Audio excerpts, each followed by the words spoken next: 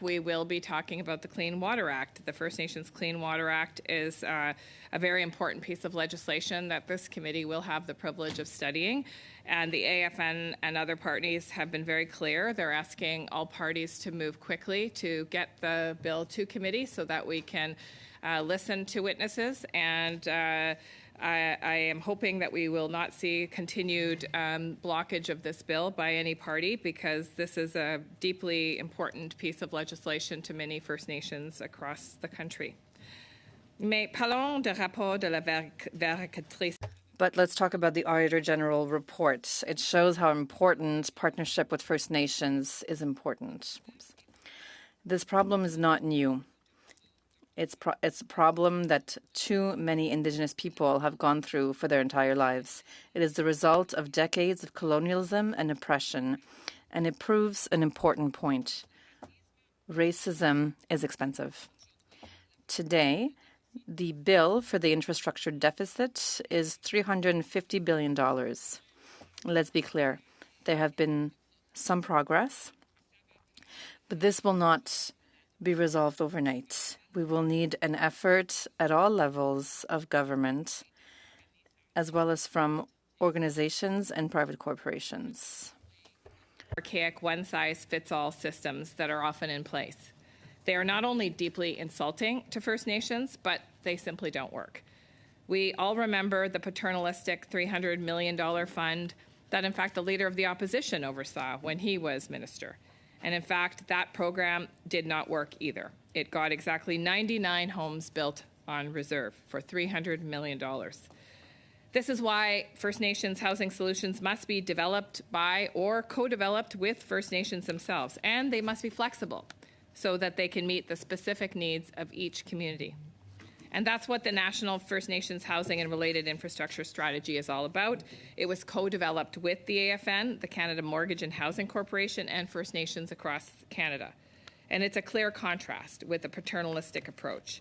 It will get us closer to a Canada where First Nations also have a safe place to rest, to raise their children, and to reach their full potential.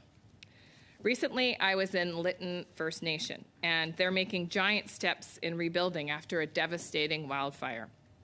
With new funding, 20 homes are being fast-tracked, and they plan to build over 175 homes over the next decade. And this is no coincidence. Indeed, since we took office in 2015, Liberals increased targeted funding in housing by 1,100%, and Budget 2024 adds another $1 billion. Equally important, the tools that we're developing together with First Nations people is restoring control of housing back to communities.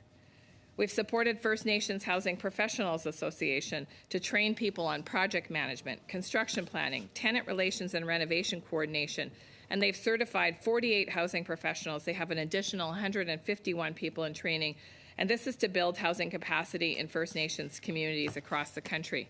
I saw that in action in Lytton myself. In fact, they said the speed at which they've been able to develop the division and get the infrastructure in place so the housing could be put into place for families that had lost their homes in that devastating wildfire was because of internal capacity within the community. The difference between the Liberal approach and the Conservative attitude is clear. Conservatives are stuck in paternalistic thinking, combined with a spin of austerity. On our end, we focus on closing the gap through partnership and mutual respect. It's the right thing to do in the spirit of reconciliation, but it's also the only approach that works. And it's the only way that we can ensure a fairer future and a fairer Canada for Indigenous peoples. Miigwech, thank you. Thank you very much, Minister Haidju. And next up, we will give the floor for 5 minutes to Minister Fraser. Merci, Monsieur le Président, chers collègues. C'est un plaisir. Thank you, Mr. Chair. It's a pleasure to be here and talk about this very important issue.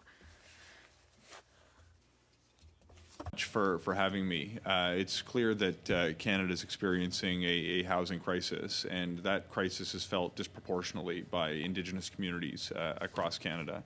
When I hear about the challenges, when I speak with those who are most impacted, they tell me stories of overcrowding in their communities, of risks to health that can manifest as a result of that overcrowding. about a seeming lack of understanding about the challenges of those of us who come from the South when it comes to the actual process of building in Canada's North. We see a disproportionate representation of Indigenous peoples amongst homeless Canadians, and it's essential that we acknowledge where we are if we're going to get where we want to be.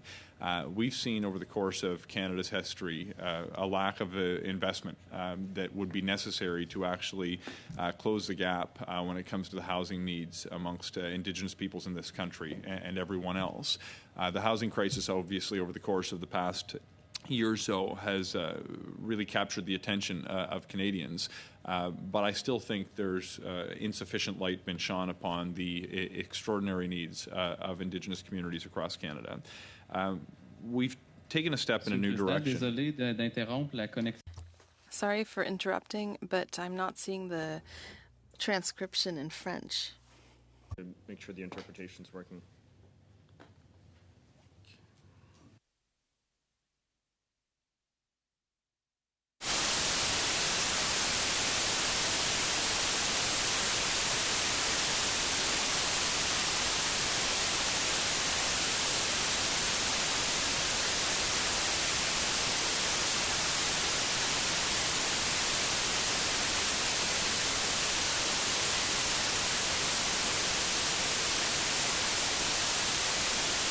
Confirm the translation's working.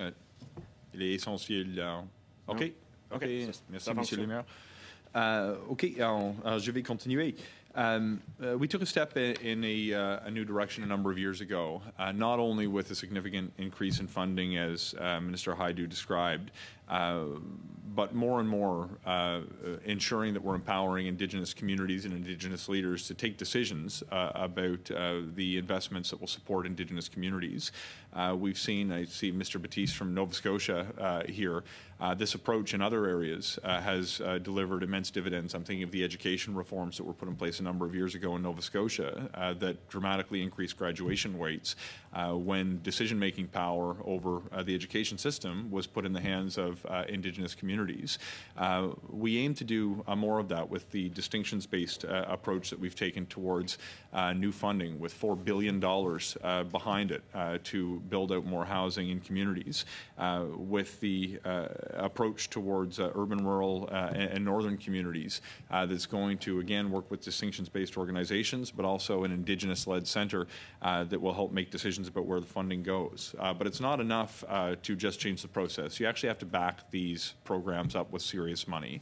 As Minister Hajdu's indicated, we've seen an 1,100% increase in the total funding going to initiatives specifically for Indigenous housing. This also comes through programs that may involve bilateral agreements with other levels of government who make investments directly in communities. It would include affordable housing initiatives through the Affordable Housing Fund or the Rapid Housing Initiative, which we've seen deliver, in particular, about 40% of the investments have gone to support Indigenous housing initiatives. We've seen significant uptake with the Housing Accelerator Fund with partners that lead Indigenous communities. These investments are starting to make a difference, but I'm not here to tell you that the problem has been solved. I'm here to tell you that we need to continue to do more. With consistent and predictable investments, we'll be able to create an ecosystem where we're doing a better job of meeting the demands that dramatically and disproportionately impact Indigenous communities. We have more work to do to not only ensure that we meet the housing needs, but create opportunities for Indigenous communities to realize the economic benefits by actually delivering on those housing needs.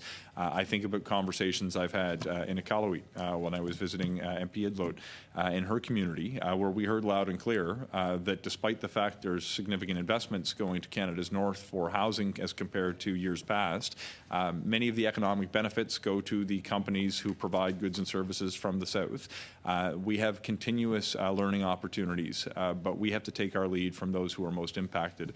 And I'm looking forward in the months and years ahead to increasing the pace of delivery and the understanding of how the federal government can support Indigenous communities in meeting the housing needs to bring to an end the housing crisis, which they've been living through for far too many years. Thank you. It's a pleasure to be with you.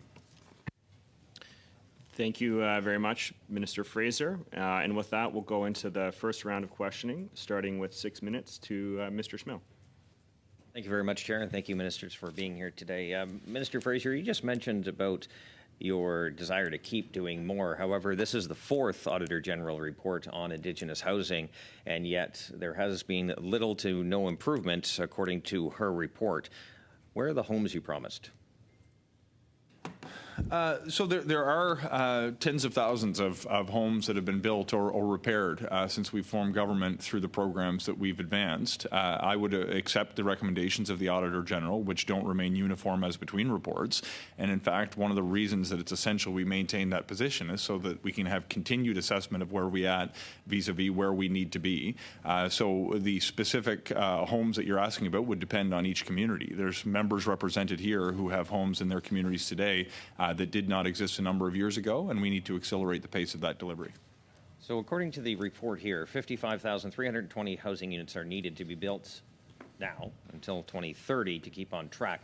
However, from 2018 to now, only 4,379, or 8% of the units have been completed, 13% are in progress, and 79% are still needed. So again, Minister, where are the homes? So as I've mentioned, it will depend on which community you're talking about. We need to increase the pace of construction, and there's some irony in the question coming from a member whose party has a history of not making investments in housing in Indigenous communities. Well, Minister, according to the Auditor General, there has been little to no improvement in the last four Auditor General reports, and last time I checked, you've been here for 9 years, and yet we are still dealing with the same problem. So again, where are the homes? With respect, over those 9 years, every time there was an opportunity to support or vote for more investments in housing for Indigenous communities, you have voted against them. It's ironic for you to sit here and pretend to be a champion for Indigenous housing when your voting history has gone in the opposite direction at every opportunity. It still does not let you off the hook for the past 9 years. Where are the homes? There are tens of thousands of homes that have been added to the housing supply in Indigenous communities as a result of the investments we've made. Do we need to do more? So yes, absolutely. Says little to nothing has changed. So you keep saying you have to do more, and it seems the track record of this government is to spend money and use that as their talking point, but outcomes have not been changing, and that's the thing we should be actually focusing on. So I agree that we should be focusing on outcomes, but when I compare outcomes of tens of thousands of new homes existing compared to the 99 new homes that were built while your leader was the housing minister, it's clear there is no contest. Moreover, it's not reasonable for a Conservative MP to show up this committee and ask to do more on Indigenous housing when you have voted against money for Indigenous housing at every opportunity. Well, you and your government have said Indigenous communities are the most important relationship. However, little to nothing has changed on the housing file. This is still substandard housing in many communities, and you're not even on track to meet the goals that you say you want to achieve. So again, what are you doing differently? You say you need to do more. Well, clearly nothing much has changed in the last 9 years. What is the more? The more is Par plus, j'entends l'investissement de ressources importantes dans la construction de logements pour les collectivités autochtones et aussi autonomiser ces communautés pour qu'elles décident comment cet investissement s'articule dans le concret. Ça, c'était pas du tout là dans la plateforme conservatrice. Nous, on va de l'avant avec un changement. Hold on.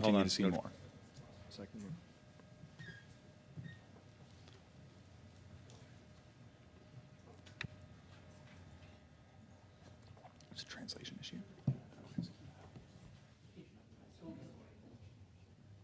How does this happen so often? Good. Okay. You can continue your time. Yes. Thank you, Chair. And Minister, it was the Residential Construction Council of Ontario that said there was no way the feds would meet their housing targets. So again, where are the homes you promised? 79% of units are still needed. Mr. Chair, it's only been a few minutes and we've already seen the Conservative member move off the issue of Indigenous housing, much like they did while they had the opportunity to make investments and chose not to. Well, I figure you're not going to answer the question, so I might as well try another topic. We're here on a study to tackle the housing needs of Indigenous communities. Chair, it's my time. Can I reclaim that time, please, Chair? So you have your time. You still have 2.5 minutes. Thank you, Chair. So again, maybe we'll focus on the actual question I just asked. The Residential Construction Council of Ontario said there was no way the federal government would meet their housing targets. So again, where are the homes? Mr. Chair, I have 2 points in response. First of all, we've been at this committee for about 3 minutes now, and the Conservatives have already changed the subject from Indigenous housing, much as they avoided it while they were last in office. Chair. Second, and he keeps interrupting to ruin the audio because he's embarrassed of the answer here, and he should be embarrassed because, Mr. Chair, do I have the floor? I want to respect the interpreters, but this is inappropriate. Order, please. We got to think of the interpreters here when we're having this types of crosstalk happening. The interpretation is not getting through. I'm listening to the French interpretation right now, and it's difficult when we have two people talking. So if we can just have one at a time, please. Mr. Smale, your time's back to you. Thank you very much. Again, rent has doubled, housing has doubled, housing costs have doubled, food bank usage is at record highs. Minister, we're talking about housing that, by all accounts, many of the people actually building housing say your government has no plan and will not reach your target. So again, it's a simple question, Minister. Where are the housing? Where are the houses? Mr. Speaker, or Mr. Chair, rather, now that I have the floor, I trust I can make this point without interruption. This is a study about the housing needs of Indigenous communities across this country. It has been a few minutes, and the Conservatives are now resorting to reading questions off their phone, off topic, because they feel like they can't have a serious conversation about this issue. There was years where they had the opportunity to make the investments and chose not to. Sorry, Mr. Chair, I'm being spoken over. Every time I make this argument, he talks over me. Do I have the floor? I'm not going to let him take my time. Mr. Chair, do I have the floor? You have the floor. Thank you. Mr. Chair, with respect to my friend and colleague, he had many years as his party in office to make investments or not make investments in Indigenous housing. They chose not to. Now he has an opportunity to ask questions about it, and instead he's looking at his phone to ask questions he's reading from the Leader's office rather than actually engaging on the issue of housing in Indigenous communities. It's inappropriate. Well, Chair, with respect, he says we have no plan, and again, he's talking over. He's very uncomfortable with this argument. He says we have no plan. Mr. Chair, do I have the floor? I want to reclaim my time. Mr. Chair, do I have the floor? 30 seconds. Do I have the floor? This is not answering my question. He doesn't get to Mr. Chair, sorry, there's been no point of order. Do I have the floor? You do have the floor. Thank you. I have respected my colleague while he was speaking. I would appreciate if he would return the professional courtesy. He suggested we don't have a plan. We literally published a plan in April of this year. He may think it's foreign because the plan that he put forward as a party has no measures in it that will actually build more homes. With respect, we have... Point of order. Mr. Shields. Thank you, Chair. I would suggest that the member, Mr. Smale, be able to ask his question. It's his time. And the minister is going on and talking about other nonsense. Things. So he needs to be able to reclaim his time to be able to speak and ask questions.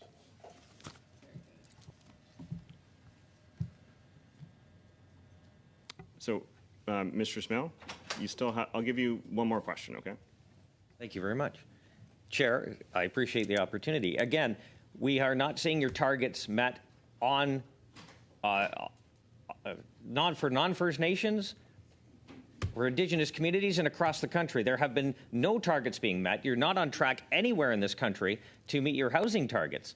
You say you have to do more, fine, but the last 4 Auditor General's report said nothing has changed. So I want to know specifically what is going to change?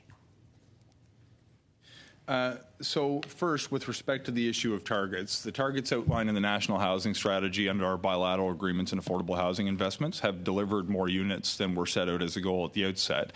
But we need to do more, as I've mentioned repeatedly, and we have broadcasted a series of measures in the recent housing plan that are going to increase the investments. The Conservatives seem to struggle with the idea that you should set a target that's going to solve a problem, not one that your measures are going to lead to anyway. A final comment, because I expect I'm going to run out of time. During the last exchange, I should point out when one of the members said something about what I was talking about, the questioner has said it was nonsense. Investments in housing for Indigenous peoples in this country is not nonsense. It may appear that way given the questions today and the history of the Conservative Party, but for the record, the government takes a different view.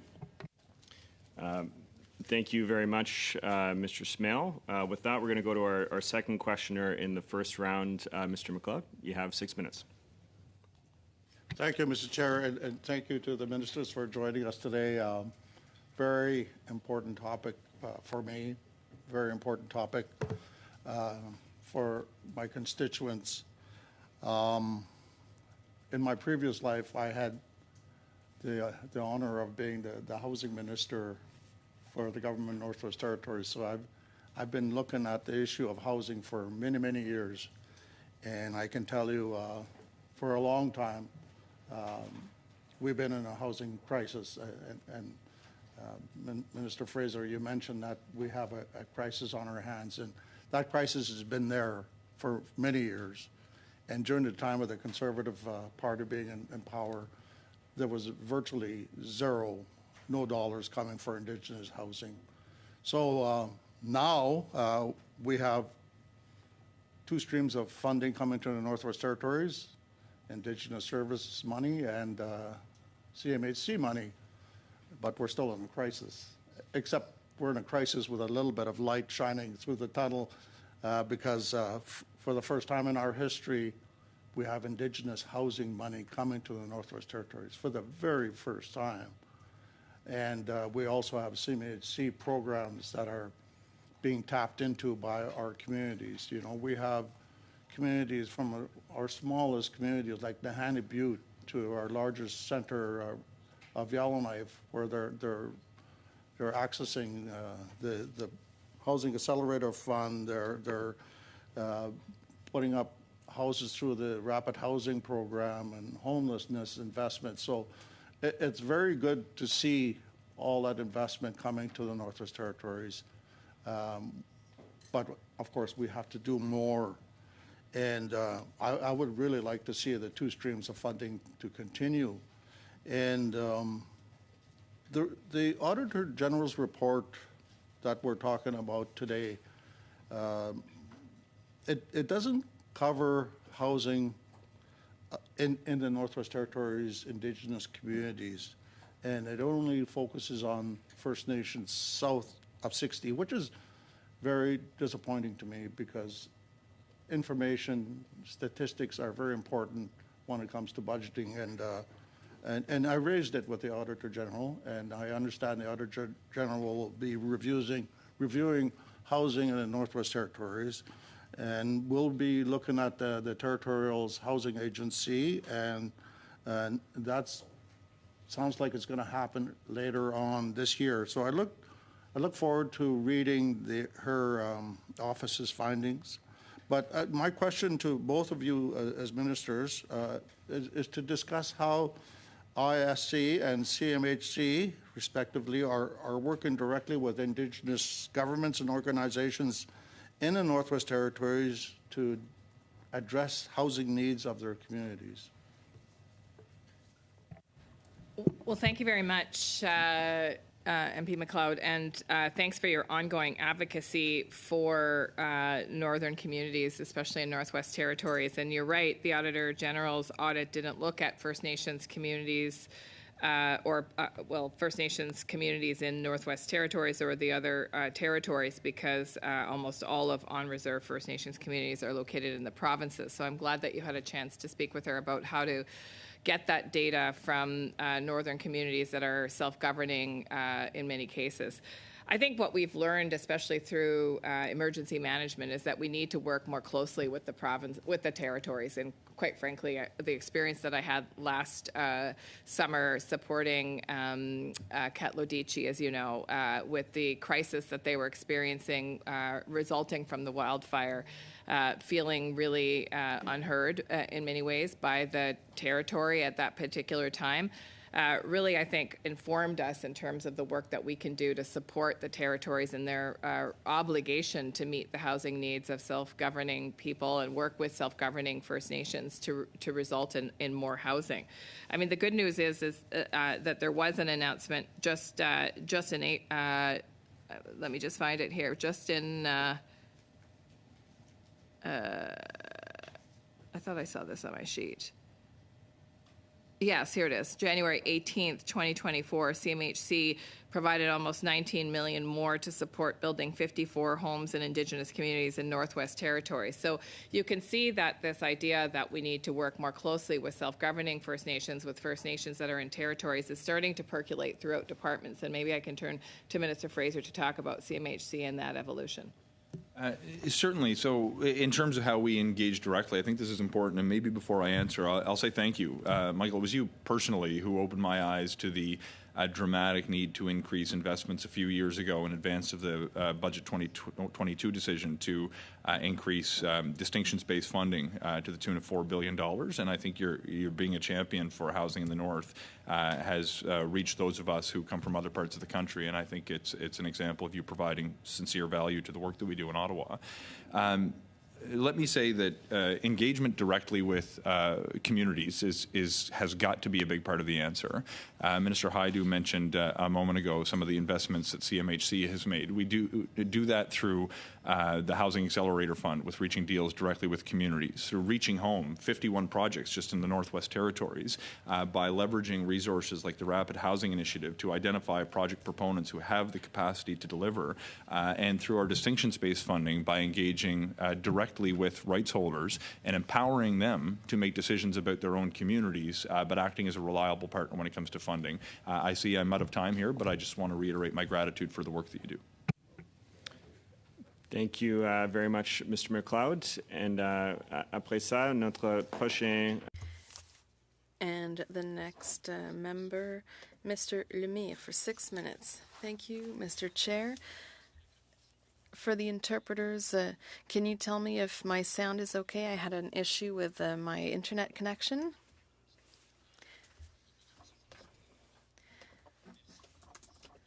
Thank you. Thank you, Chair. I'm calling in from Montreal exceptionally this morning because it is the 2024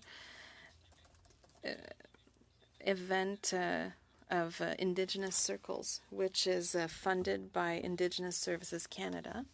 And up to now, the federal government hasn't had a presence there. There are a few fundamental issues here, and one of them reminded me of the meeting that took place this morning. The introductions this morning highlighted the importance of reducing the gaps. There's a great gap in terms of economic wealth and poverty. This exists in the area of housing. Minister Fraser, how are you planning to close this gap between Indigenous communities that are wealthier and those that don't have the means to build enough housing? First of all, thank you for the question. It's very important to equalize the situation and the circumstances. Now, the first thing is that we have to increase investments in communities that don't have the resources to improve the situation there. That is why we are going to create funds to support communities and create powers within their communities for them to do what they need to. Circumstances. Communities tend to know their needs, but we have to put resources on the table.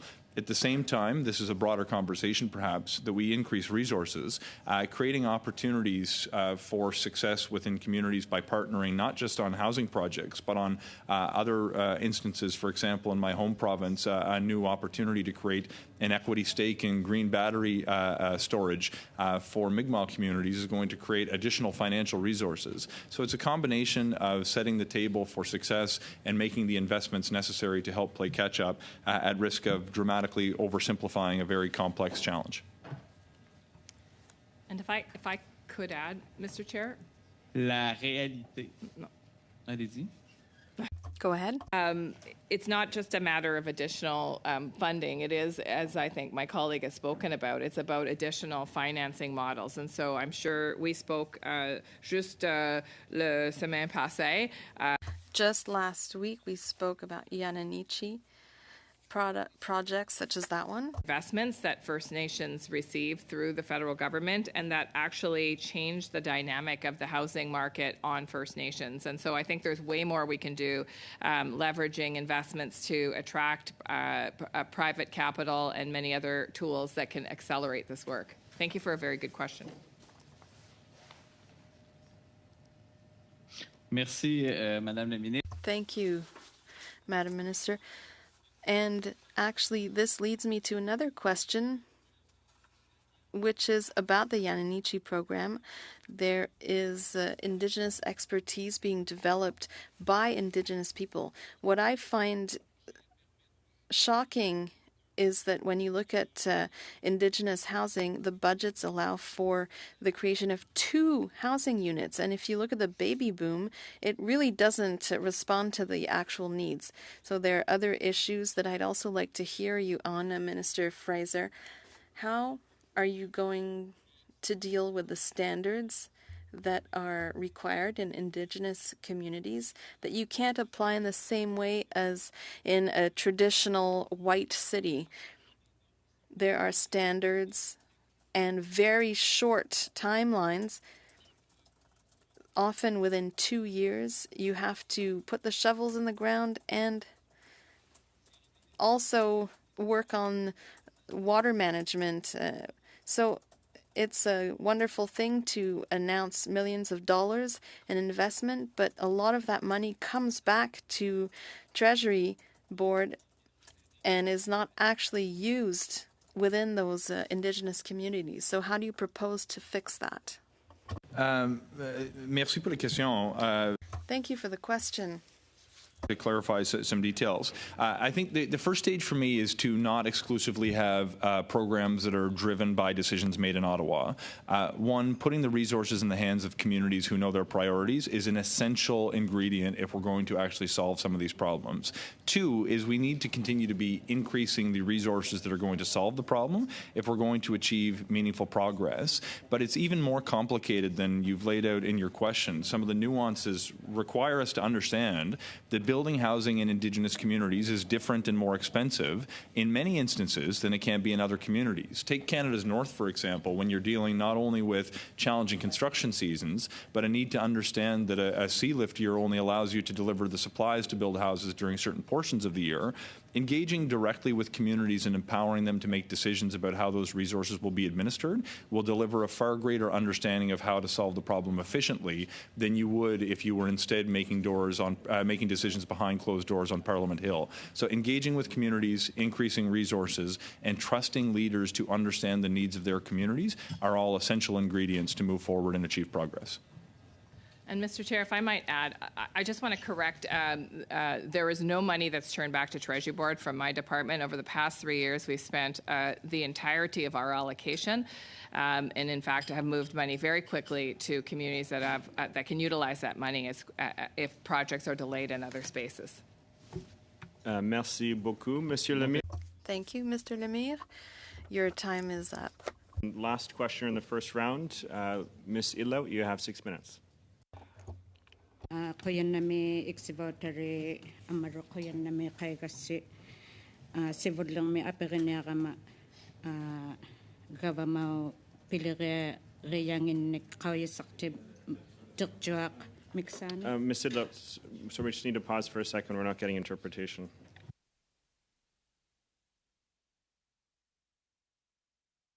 Yes, here we go. Are we set? Yeah.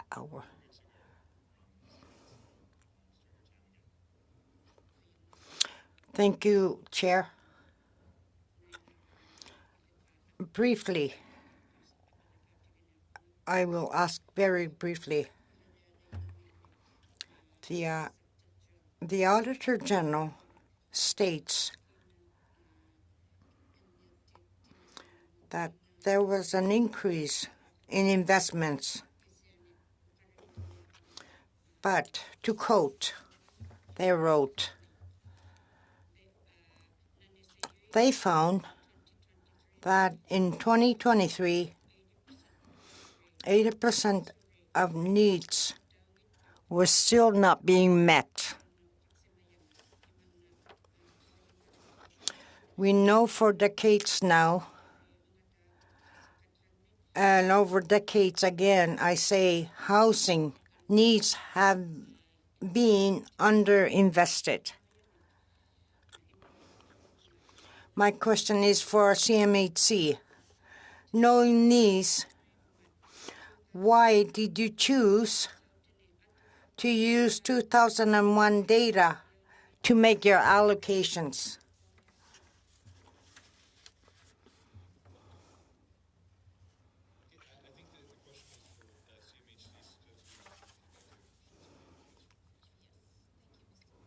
Chair.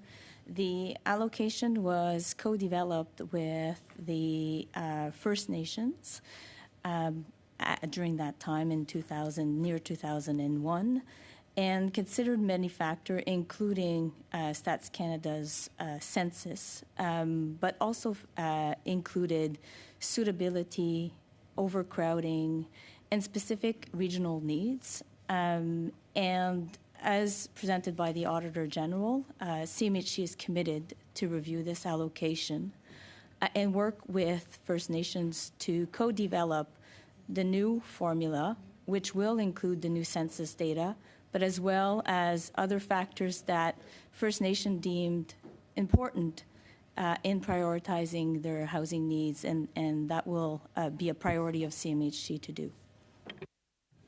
Te mangani 2001 kangau yatukaro tidlugo.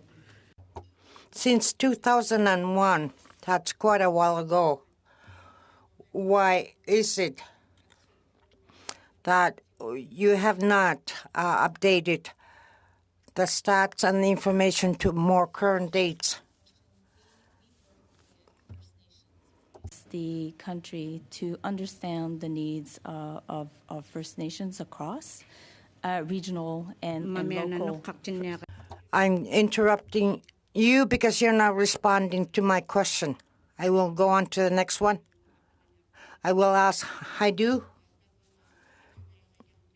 The Auditor General also coded, and they also found that and coded that unless the departments and corporations take meaningful action to address the issues, we will continue to have problems. It is unclear if the activities will be successful. Please produce an updated clarification how this might happen soon. Well, thank you very much. I mean, first of all, I'd like to say that although obviously there needs to continue to be ambition in the investment and in the way of the investment, and I think Minister Fraser is exactly right, through a self-determined lens, through additional tools, through additional... Apologies for interrupting, but I can't hear the interpretation in French. For 1 second here.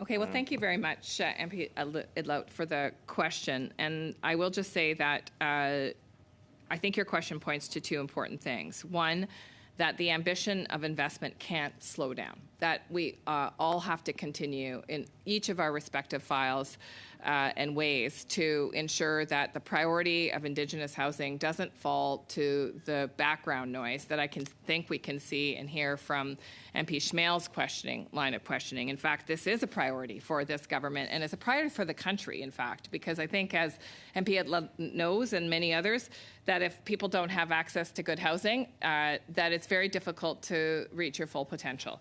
But there is some positive progress. And I will say that the Government of Canada, in partnership with First Nations, conducts something called the Wellbeing Survey. And in 2016, First Nations reported an average community well-being score of 58.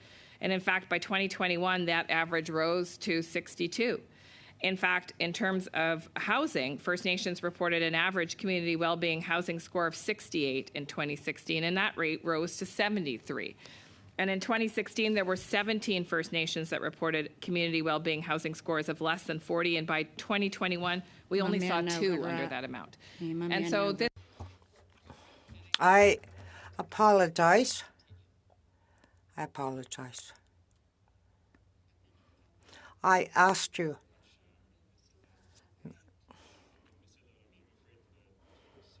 Elapsed, Chair. Thank you very much, Ms. Idlout. That concludes the first round of questioning. We're moving on to the second round now, and I have Mr. Zimmer for 5 minutes.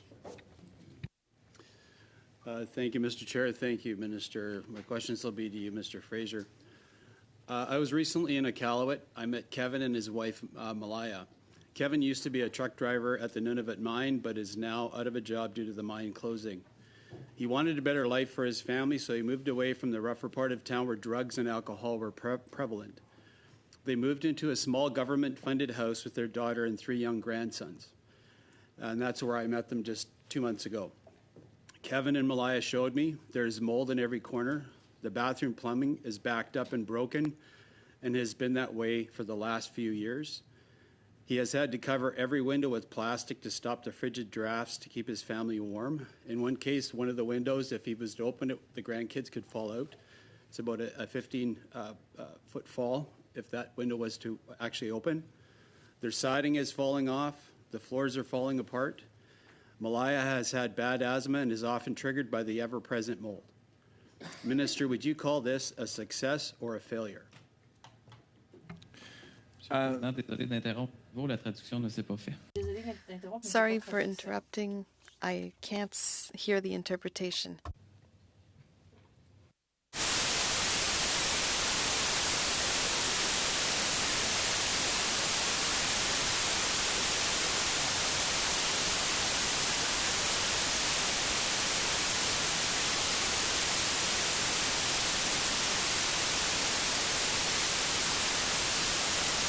Mr. Zimmer, I'll start your time back up once you start. Want me to start again? Yes. Okay. My questions will be for Minister Fraser. I was recently in Iqaluit just a few months ago. I met Kevin and his wife, Malaya. Kevin used to be a truck driver at a Nunavut mine, but is now out of a job due to the mine closing. He wanted a better life for his family, so he moved away from the rougher part of town where drugs and alcohol were prevalent. They moved into a small government-funded house with their daughter and 3 young grandsons in 2011.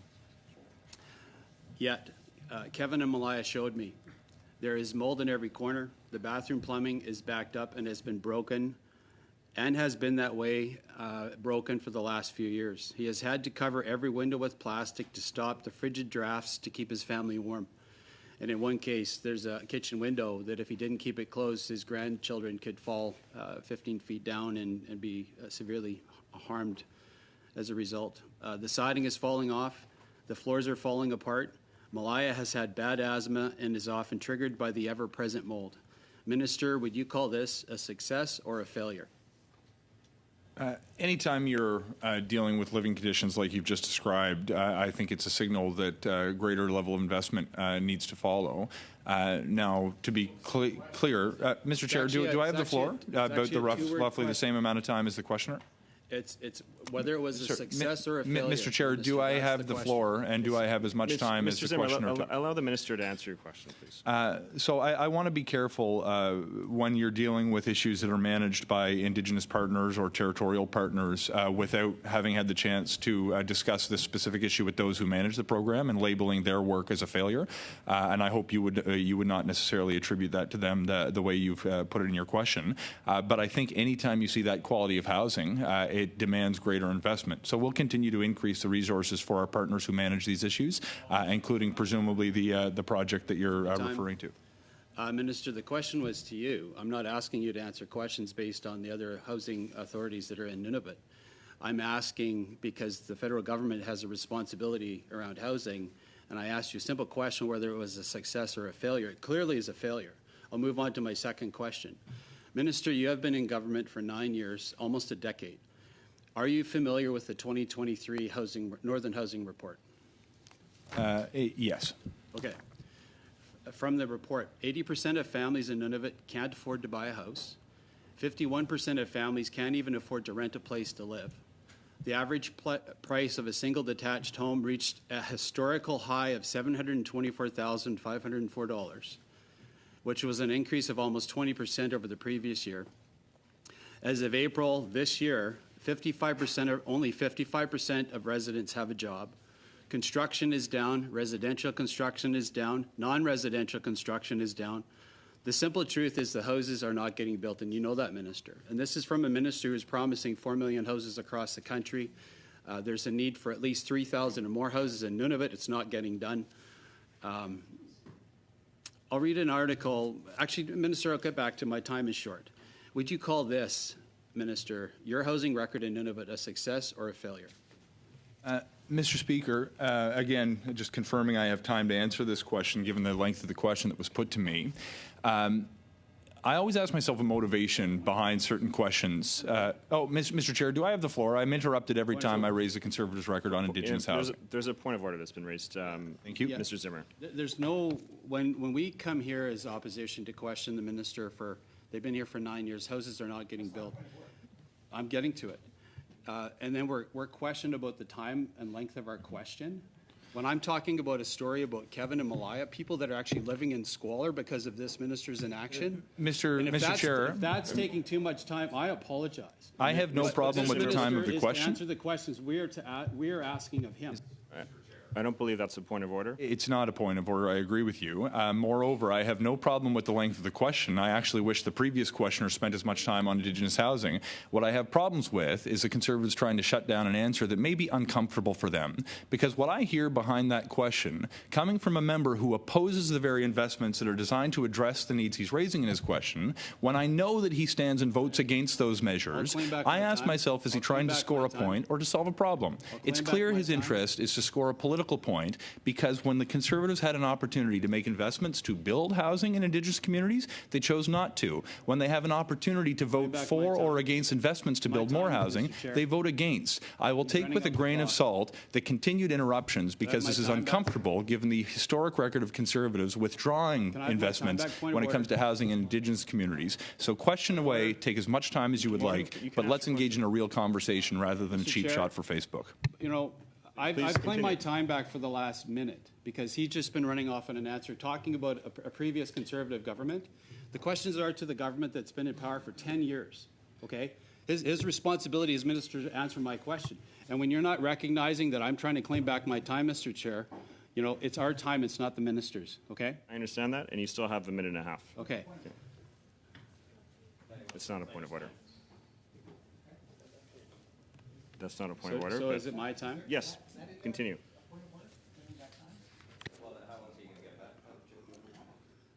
Okay, can I? We need a card system, I think. Do I have my time? It's running. Okay. So, Minister, you haven't answered my question twice now. I've asked whether the previous two examples have been a success or a failure. You deliberately aren't answering that as success or failure. You're saying we're just going to throw more money at it or make bigger promises. Your government can't even plant 2 billion trees, and yet you're going to promise to build 4 million houses? You know, so it's still my question. So from an article from Nunavut, this is around the housing units promised in Taliwak, including 2 5-plexes, still haven't been built because they're coming in at an extremely high cost of $1.1 million per unit. This is a quote. They were all just way too expensive, Kuzagak said. The Housing Corporation just doesn't have that type of money. This isn't the first time in recent years the Nunavut government has canceled projects due to the rising costs. Guess why? Canada's rising inflation rate, high fuel prices, and supply chain delays have affected construction in the territory. So, Minister, you're going to say it's not my responsibility, not my fault. You've been in government for almost a decade. It's all your fault. Mr. Chair, I didn't hear a question at the end of that. However, I would point out that we're dealing with... Has this been Mr. Chair, do I have the floor? Housing, order, please. Take my direction from you. Mr. Zimmer, Minister. there's 10 seconds. Just Mr. Fraser, a short answer, and then we have to move on. We have built more than 22,000 homes in Indigenous communities through the programs we've introduced since 2015. The Conservative government had a $300 million fund that had 99. I will not take lessons on delivery when it comes to housing in Indigenous communities from someone who votes against every one of the policies it would support when he's clearly motivated by his political interest rather than trying to help vulnerable communities. Your time has elapsed. Point of order, Mr. Zimmer. Yeah, the simple question, he asked me a question and I still had 10 seconds left. The question was whether you were a success or a failure. You clearly have been a failure. Thank you. Thank you, Mr. Zimmer. Next, we have Mr. Carr for 5 minutes. There we go. Thanks very much, Mr. Chair. My question will be to Minister Hajdu, but I offer the opportunity certainly for Minister Fraser to weigh in as well. Ministers, we heard a number of weeks ago that a part of what has posed an obstacle and an ongoing challenge for housing in the North is the impacts of climate change. Having sat on the Agriculture Committee over the course of the past number of months, we know that this is something that is posing significant challenges to farmers and to producers across the country, and it manifests, of course, in all sorts of different ways, whether that's in the agricultural industry, whether that's in the transportation industry, whether that's people just trying to partake in leisurely activities with their kids outdoors, but it clearly has also had an impact on housing costs and the conditions of housing in the North. I know in northern Manitoba, for example, where we are seeing recession in terms of permafrost, that's posing significant challenges with things like our rail line in Churchill and other pieces of infrastructure. Minister Hajdu, can you comment, please, on the ways in which you and your department have seen the impacts of climate change impact First Nations housing specifically? And Minister Fraser, if you want to talk about housing more generally speaking in relation to climate change, I'd certainly welcome those comments as well. Well, thank you very much for a real question about, I think, a real challenge facing not just Indigenous communities, but communities across Canada. And with the advent of a warming climate and increasingly climate-related disasters, in fact, many of the visits that I've had the opportunity to have the pleasure of meeting with First Nations has been to communities that are working to rebuild homes and other infrastructure after a devastating climate-related incident, whether it's on the East Coast with torrential flooding, and I know MP Baptiste would know all about the kinds of impacts that flooding is having on First Nations communities, in particular around housing, but other infrastructure. Or, as I mentioned, Lytton First Nation or Squalex nearby, who suffered tremendous infrastructure loss. And not only is this creating instability for First Nations communities, it's destroying functional infrastructure that costs, in some cases, millions of dollars to replace. Obviously, the more remote a community is, the harder it is to build. Something that I think is really absent from the consideration of the questions that I've been hearing from the official opposition. Getting equipment, people, and infrastructure supplies to remote communities that are often not road accessible is an additional cost that has to be borne. And I will also say it also delays communities who are oftentimes have a variety of different things underway: economic development, projects of their own, infrastructure plans for investing in building up their communities. And when a climate-related disaster strikes, all of that is put on pause while the community responds to that crisis, evacuates its residents, sometimes for months and months, if not longer. And I will lastly say there are some communities, due to the historical location of their community, and you would know this very well, MP Carr, and you've been an advocate for communities in Manitoba, but some places like Peguis First Nation who see repeated flooding that really undermines the progress that they have been able to, inch by inch regain after significant flooding events. Look, happy to supplement the answer. We see unique climate impacts in Indigenous communities and northern communities that disproportionately impact Indigenous peoples across Canada. Some of them can be building resilient housing that can withstand severe weather events. Other will require us to make better planning decisions and share information around where we're expecting more severe weather, whether that's floods. My hometown of hurricanes had a unique impact not only on Mr. Baptiste's community in Cape Breton, but the Pictou Landing and Buckingham First Nations in northern Nova Scotia as well. We also see unique, important factors to consider when it comes to housing in the north. The changing nature of permafrost on building practices, needing to build to a different code given the cold climate, the necessary infrastructure that can impact the ability and time at which you can ship or transport the necessary materials to build, all feed into it. In addition to understand the different nature of what it takes to build a home when you consider the different impacts not only of climate change but the traditional climate. So this has to be front and center in all of our conversations. It's not good enough to build a house that will last the next few months. We have to build a housing ecosystem that will last a generation. Thanks very much, Ministers. Appreciate the commentary on that. Thank you very much, Mr. Carr. We're moving on to our third questioner in the second round. Monsieur Lemire, vous avez 2 minutes et demie. Mr. Lemire, 2.5 minutes. Thank you, Chair. There's a major issue, which is ensuring that First Nations have expertise within their communities to implement projects. Ministers, how can you ensure that there are architects specifically who can develop structures, engineering or architectural structures in the communities? There's also the issue of insurance.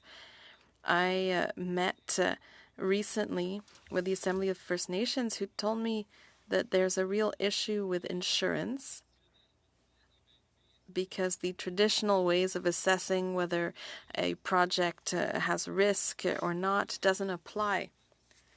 We know that there's a traditional knowledge that is recognized. Same thing for raising capital. There are several initiatives, and there are examples based on savings within Indigenous communities. So how are you going to use all of that and have enough initiatives that develop Indigenous knowledge that is developed by and for Indigenous people in Indigenous communities? Thank you for the question. Excellent question.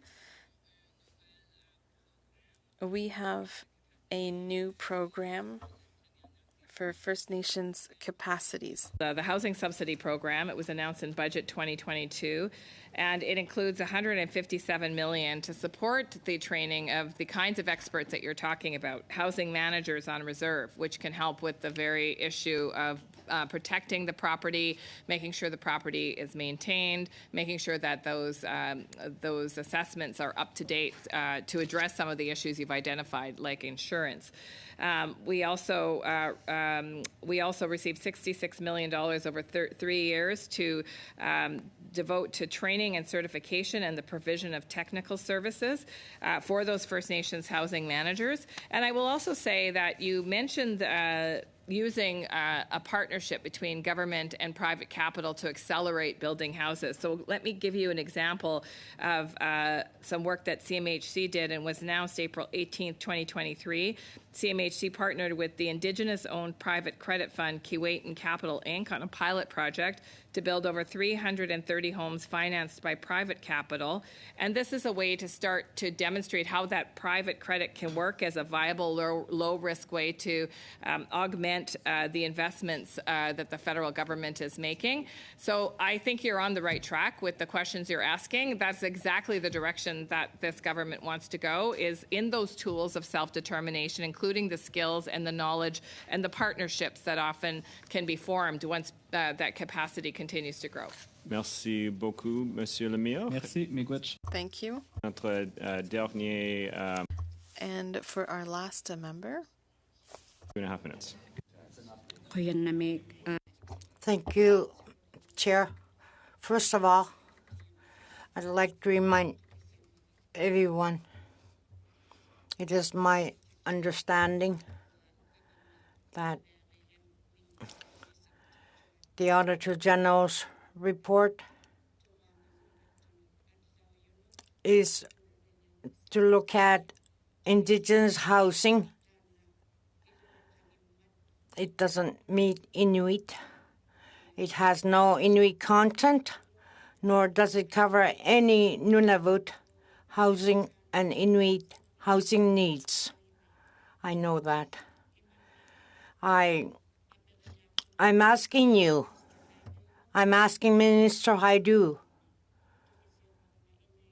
I understand that we are not involved with Nunavut on this issue, but I also represent Nunavut Inuit.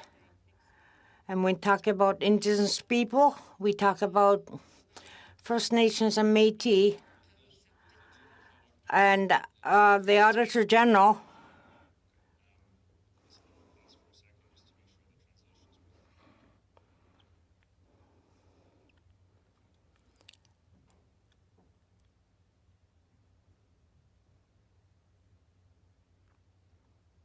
the Auditor General's report. I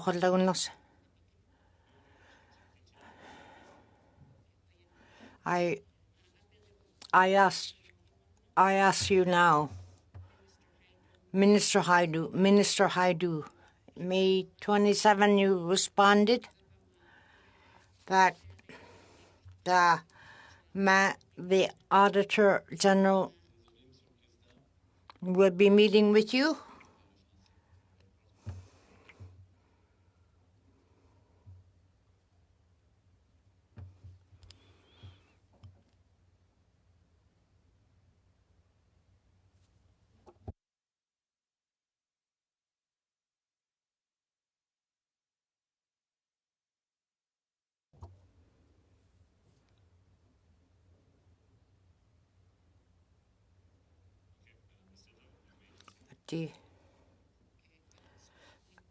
I'm not asking questions, but I am making a statement that you stated that the mandate of the government, and you did not agree with the Auditor General, that the First Nations homes and housing. Why did you not agree with the Indigenous First Nations people?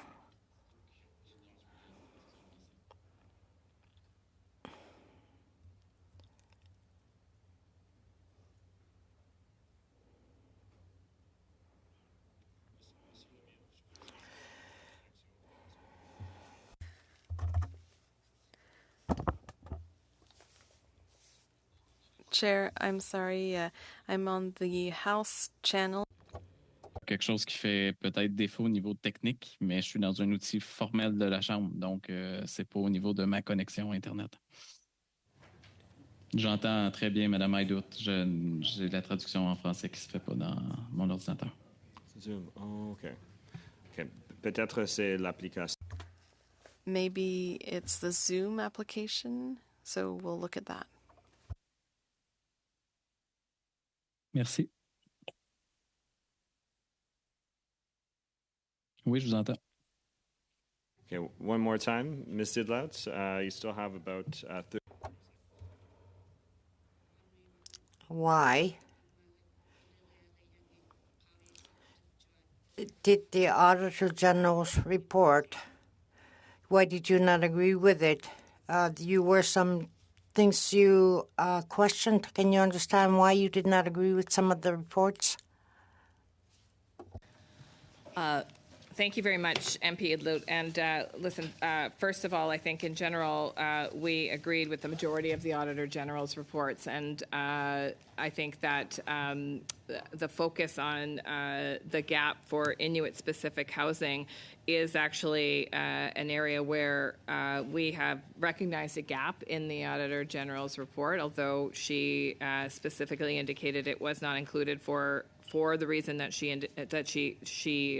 said in the report, and that's why we supported a study with ITK on housing gap for Inuit specific. In addition, we have seen budgeted amounts in 2018, 2022, 2024 through Crown Indigenous Relations, who is dispensing that money in partnership with Inuit to close the housing gap in the north. And that amount is about $500 million with an additional allotment in 2024. Thank you very much, so Minister we will Haidu. continue to focus on Inuit-specific solutions. The timing is much elapsed here, so I'm afraid we're going to have to end it at that point. And I do want to thank Minister Haidu, Minister Fraser for, thank you, Ms. Idlout. And I do want to thank Minister Haidu and Fraser for being here today. I do have and a I want point to of excuse the order. witnesses while we suspend very quickly. Point of order. Okay. Point of order? I thought I explained explicitly that I understood that we're studying First Nations housing, the Auditor General's report on housing for First Nations, and I explicitly explained that I know that this is not related to Inuit or Inuit lands or housing for Nunavut. So I was asking for an explanation as to why they disagree with the Auditor General's report, to explain, to clarify in what areas where they disagree with. Can I have the permission of the committee to have that written and have a written response? Yes, absolutely, Ms. Seidlout. Okay, so with that, we're going to suspend very shortly as our next panel is getting set up here. And so we will return in a couple minutes. And perhaps, Monsieur Lemire, I saw you had your hand up as well. Is this for translation? Oui, effectivement, je ne l'ai pas arrêté. Yes, indeed, I didn't want to interrupt, but I only heard the end of the minister's response. But thank you very much to the interpreters. It's very much appreciated, and I'm sorry about the inconvenience.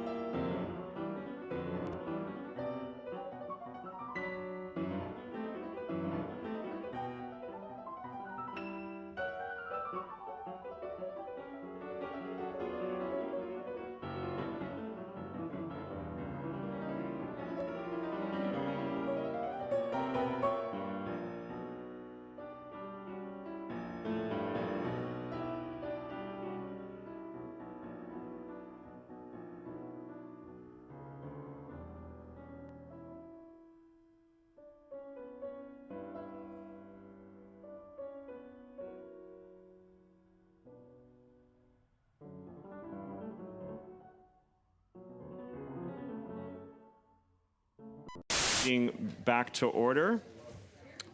Pursuant to Standing Order 1082 and the motion adopted on Wednesday, April 10th, the committee is meeting to continue its study of Report 3, First Nations and Inuit Policing Program of the 2024 reports 2 to 4 of the Auditor General of Canada. I would like to welcome our witness, the Honourable Dominic LeBlanc, Minister of Public Safety, Democratic Institutions and Intergovernmental Affairs, who is, of course, flanked by officials, Mr. Sean Tupper and Christian Moran from the Department of Public Safety and Emergency Preparedness, and Deputy Commander Brian Larkin and Assistant Commander Warren Brown from the RCMP. So with that, Minister LeBlanc, I will pass the floor to you for 5 minutes for your opening. Mr. Chair, colleagues, thank you for inviting me, and thank you for introducing my colleagues from the Department and the Royal Canadian Mounted Police who've joined me. Mr. Chair, just by way of an opening, I know that you invited me for an hour. I'm happy to be here for an hour. I was here on time. You were running a bit late. And as I mentioned to some of you, I am seeing the National Chief on this very issue of Indigenous policing in my office in the Confederation Building at 1:15. So you'll understand at 1:05, 1:10, not to keep her waiting, that I will excuse myself. Colleagues, it is significant that today is the 5th anniversary. I just wanted to note that in the somber moment that it is of the release of the report on missing and murdered Indigenous women and girls. It struck me when I was preparing for this conversation on the weekend that we would be here on this very day. Monsieur le Président, je vous remercie de m'avoir invité à Thank you for inviting me to appear before you today. I'm very happy to be able to speak about the Auditor General of Canada's Performance Audit Report on the First Nations and Inuit Policing Program. And I thank Auditor General Karen Hogan, with whom I had a very productive discussion. As you know, the FNIPP is an important program that aims to increase access to dedicated, culturally responsive policing services in First Nations and Inuit communities, consistent, of course, with provincial and territorial jurisdiction over administration of justice, including policing operations. The Government of Canada welcomes the audit report's recommendations. These come at a fitting time, as Public Safety Canada is currently exploring ways to modernize its programming for Indigenous people.